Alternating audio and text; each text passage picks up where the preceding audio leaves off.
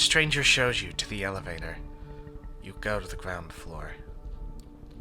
During an awkward ride, your dazed and confused mind desperately searches for a glimmer of hope, and eventually comes across one. Maybe you'll find the man you met earlier tonight. Do you know what happened to the man who brought me here? That's what I'd like to know. As of yet, he is unidentified. They left no trace. It's obvious they are not planning to come back for you. If, and that is a big if, you ever see them again, it'll probably be tomorrow, and for the last time. What do you mean for the last time? His face is inscrutable. I said what I said. All I can add for now is tomorrow is a big night for you. The elevator door opens to an empty hall.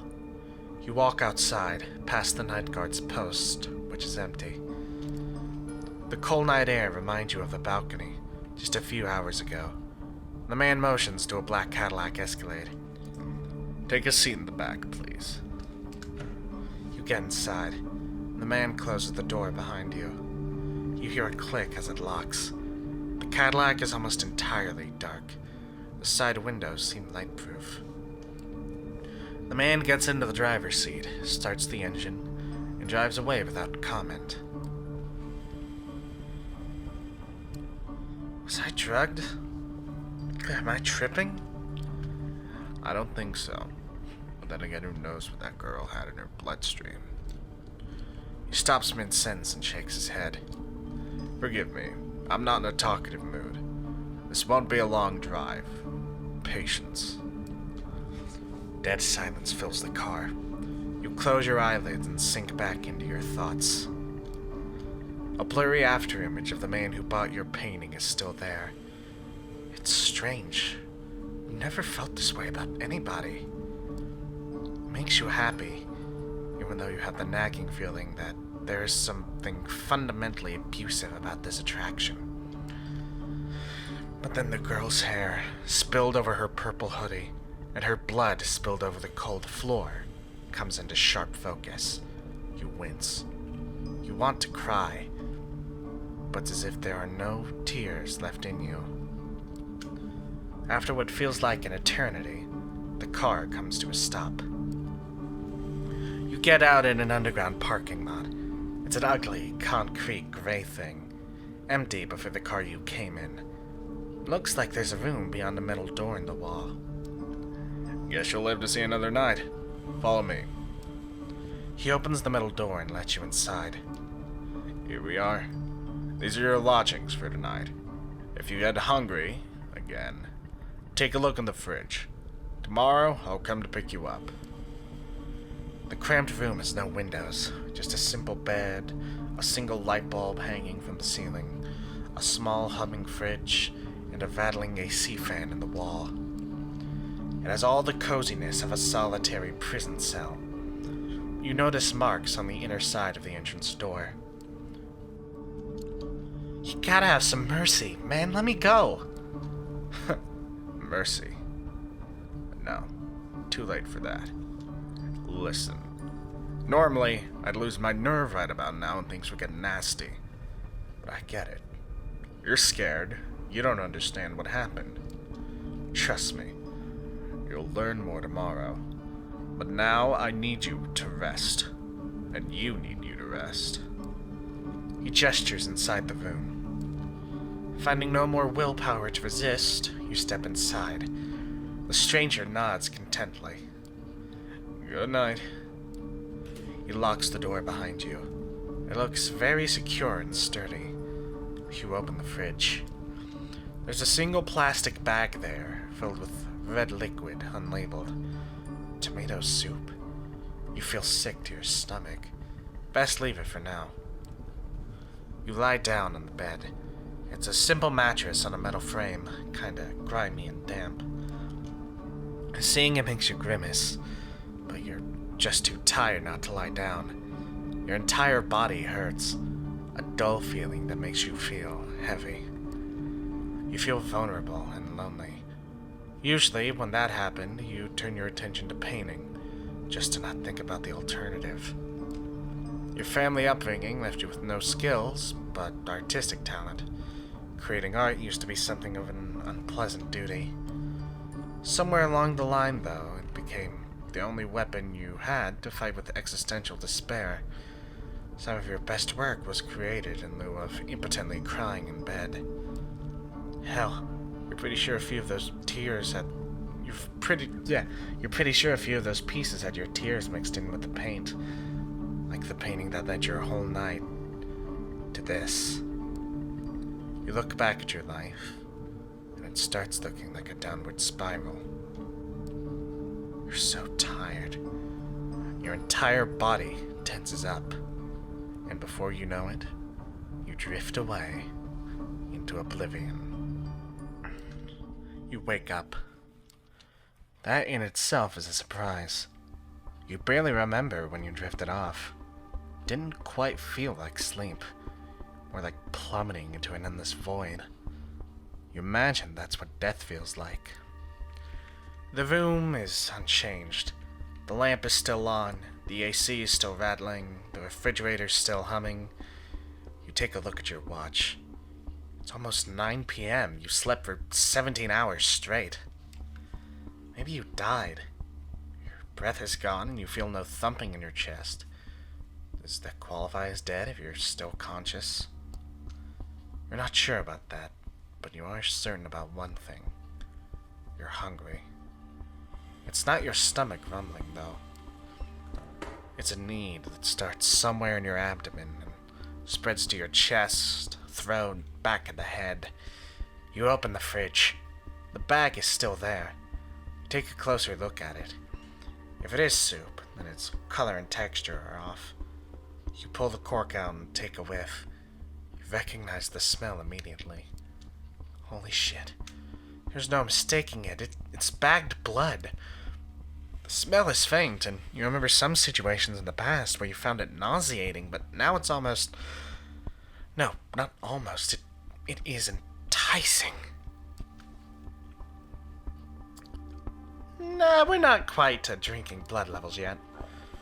Something in your body wants you to have a sip from the bag. Somehow, it's tempting, but the very idea makes you feel sick to your stomach. You cork the bag and put it back in the fridge. Some time passes. You try to piece together different thoughts, make sense of it, when you hear the lock click and see the door open. Standing there is the well-dressed stranger you met yesterday. Immaculate suit again. That predatory look, like a hawk on the hunt.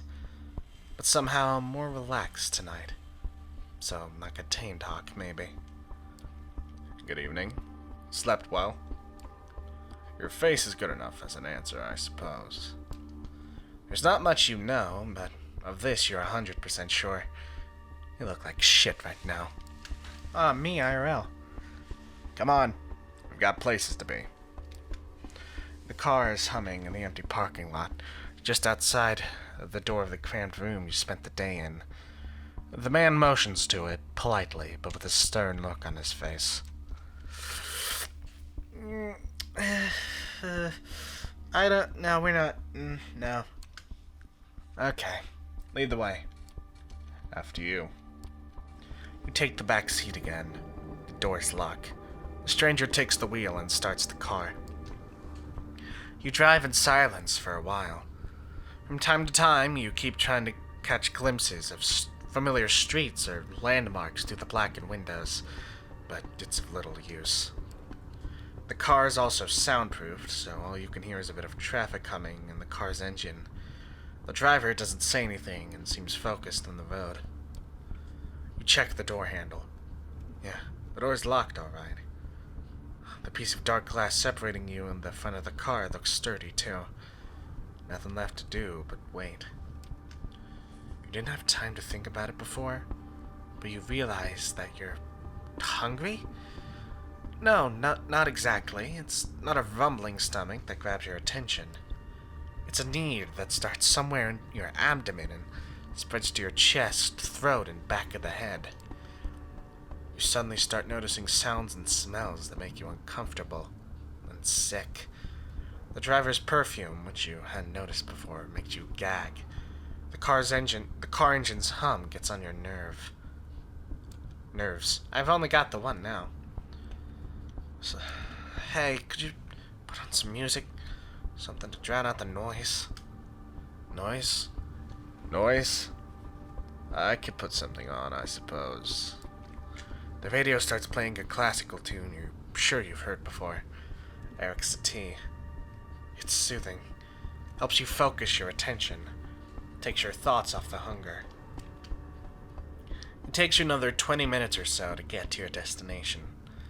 As the doors open, you try to get your bearings. You're still in New York, that much is certain. Queens, maybe. Wait, you know exactly where you are. A nice-looking two-story building has a logo you immediately recognize. The Art Hall, an avant-garde art gallery, used to hold that collection of bagged viscera and body parts by... You can't quite remember the guy's name. It's Brazilian, you think. Fabio something or other? After me. No sudden movements, please. You've never been inside, not quite your style, but the place has quite the cult following. You keep racking your brain for more facts, hoping they'll help you with whatever you got into. Two large men in suits flank the door to the gallery on both sides, and they give your companion a nod as you approach. Prompted by the stranger who guides you, you walk inside. The gallery is full, which is unusual at this hour, to say the least. About 24 faces fill the showroom, and a number of waiters navigate the gathering, serving drinks. All of them are beneath the guests' attention. The visitors are well-dressed for the most part, but it's unclear what they've gathered here for. Nobody seems to be particularly interested in the art pieces on the walls, and the atmosphere is polite, unnaturally so. Many guests turn to look at you and the stranger who brought you here. Their glances are varied. You see open contempt on a few faces and animated interest on others. Most of the eyes in the room calmly observe you, as if wishing to appraise your worth. Memories come back to you like a bad case of PTSD. How many times before had someone judged you, impassively or decisively, through your art? You'd share a piece of yourself with the world, and it'd respond by making you feel like garbage. It always took a lot of effort not to lose your cool and tell all of them to shove their opinions at their collective asses. Now, looking around, feels like you've become another artwork as commodity, to be judged by a bunch of obscenely wealthy, out-of-touch assholes. Makes you want to scream. Good evening, Kadir. And to you, child. The noble, cold voice takes you out of your head and back to the situation at hand. The gallery, a crowd of strangers, you being brought here against your will. For what purpose? The room awaits your response. Excuse me, what? The Prince of New York City, Helene PANHARD, child of Michelle, is addressing you, whelp. My sheriff, this harshness is unnecessary. This fledgling has every right to be confused. She's somewhat plain-looking and doesn't seem to possess a great deal of charm. But still, the entire room is intently focused on her voice. She has influence over these people, that much is clear. You may address me as Prince, child. I realize your introduction into unlife was abrupt, and I understand your sire left shortly after. The rules of our society dictate I punish you both for this transgression. A murmur of agreement, maybe, can be heard from the gathered audience. But I'm willing to listen to what our loyal sheriff has to say about the circumstances of your embrace first. Wait, my sire? You mean the man I met at the art gallery? That's one of the things we're here to ascertain. You are about to be judged by the Court of New York City. Kadir, please tell us how you found this fledgling and what happened on your way here. court? Prince? This some kind of secret society make-believe? A trusted informant, who has chosen to remain anonymous at this time, tipped me off about a suspicious kindred appearing in one of our domains. Upon investigating, I found them gone, but this fledgling remained in their place. Interestingly, his sire made use of an older haven of one of the Clan of the Rose for the embrace. They were even thoughtful enough to leave a local woman for the fledgling to slake his thirst on. Despite some reservations, he offered little resistance last night and cooperated on our way to the safe house. I was pleased to not have to force his compliance. We had a quick chat, but wishing to appear post-haste, I urged him to join me, which he did without struggle. A pleasant departure from my usual routine, I must say. We had a pleasant drive here, all in all. I'm happy to say I was spared any surprises, but for a harmless request or two. The story ends with us arriving at Elysium tonight. All eyes are on you. We take a special interest in one of the faces. It's a beautiful woman, with curly, almost blood-red hair, and a dress to match. You see her whispering to some bespectacled man with an absent-minded look on his face. Who is she, you wonder? Thank you, Kadir. I take note of this fledgling's behavior, and will take it into consideration later. She turns her attention to you. First, there is the matter of your sire. The person who brought you where Kadir picked you up from last night. Who were they? Let me ask you this first. Why do you keep using that word, sire? What does it mean? Under regular circumstances, they would be your patron, and the one responsible for your introduction into our society. Things being what they are, however, I would very much like to know who they are. Indulge me. You find it impossible to decline her final request. Something in her voice makes you want to please her, and you hear yourself speak. He was beautiful, charismatic, charming. Dark hair, sort of artistic mess. Had an accent I couldn't recognize. He took notice of my art. Bought a piece, in fact. I want to meet him again. You stop yourself from saying more, and realize there's not much more to talk about. A nagging thought enters your mind. How did this prince persuade you with such ease? Well, Kadir, does that sound familiar? No, it doesn't. Or at least not familiar enough. I'll continue the search after we're done here. That guy, he bought my painting at the gallery. Didn't pay in cash, I think. Maybe you could track him that way? Oh. Did your outlook on him change all of a sudden? He smirks, seemingly enjoying your misery. Personal jabs aside, thank you for the observation. I'll investigate this later. What shall I do with the fledgling, my prince? What is your recommendation, my sheriff? The traditions are clear. I shall only sire with the permission of thine elder. Thou createst without thine elder's leave. Thou and thy progeny shall be slain. I am ready to fulfill my duty. Stay your hand for just a moment longer, Kadir. I wish to consult my counsel on this. Make sure everyone is in agreement. Of course. He seems strangely relieved. The prince leaves the main showroom, and about 6 people follow her out.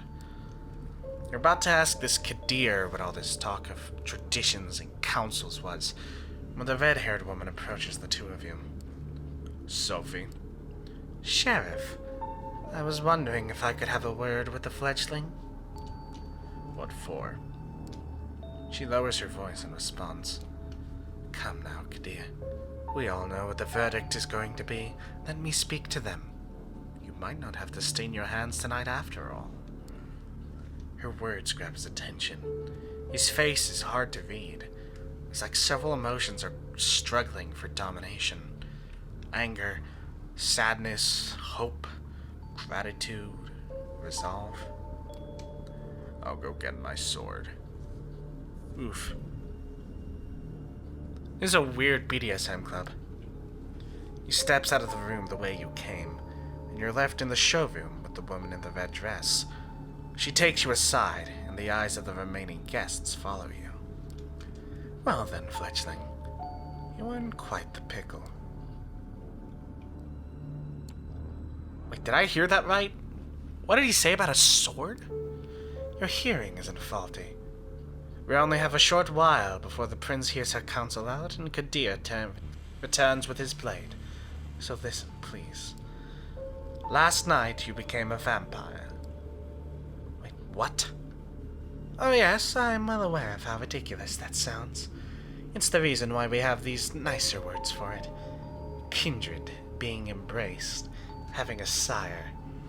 The fact remains, the beings called vampires, you're looking at them. They're us. You glance around. Some of the guests are still occasionally looking at you, commenting on you in hushed tones. Many of the patrons are pale. Really pale. Most hold glasses of wine.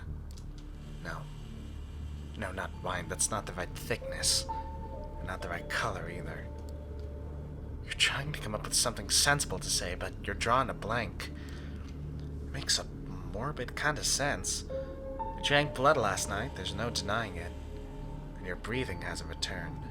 Your heart remains still. A vampire. Two voices in your head start battling for supremacy.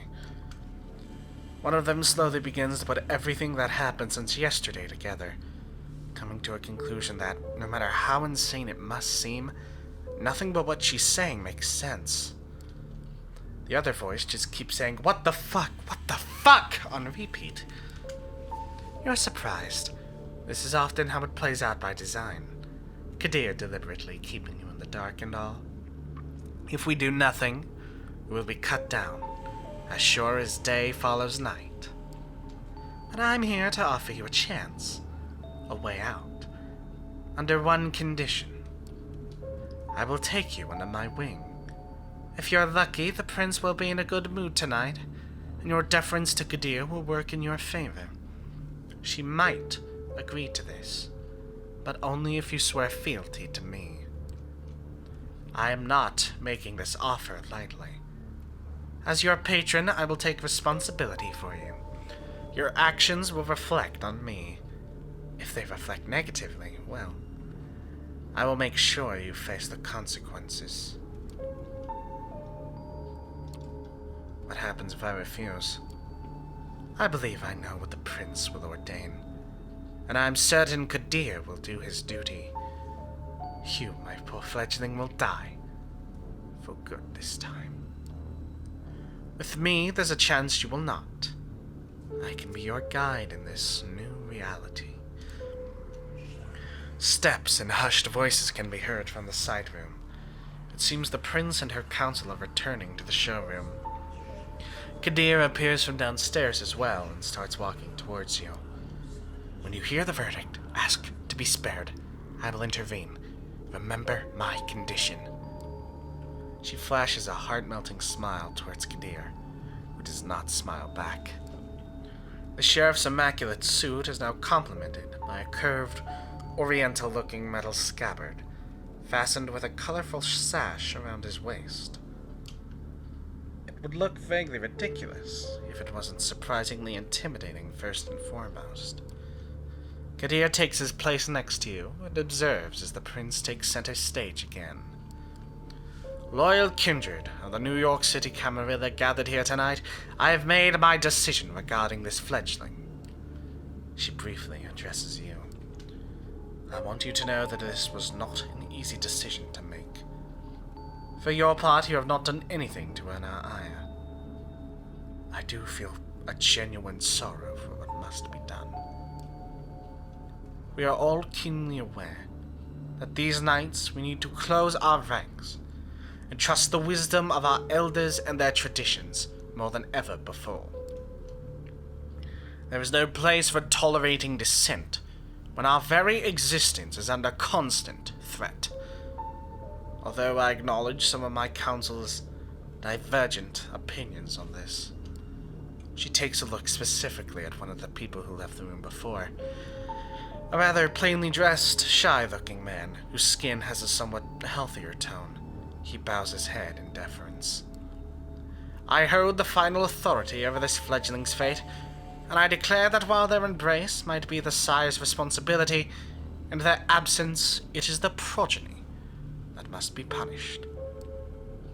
The sentence is final death, to be resolved presently. Kadir. You hear a scraping sound, and see that the sheriff has unsheathed his curved sword. It is a beautifully detailed blade, which you expect must be worth a small fortune. Its apparent sharpness makes you freeze up. 2 outs, bottom of the 9th. His quiet mumble is audible to nobody but you. As his eyes meet yours, you notice just a hint of sadness in his countenance, one that quickly vanishes to give way to grim determination. And he's out to bat. You will not get another chance to speak up.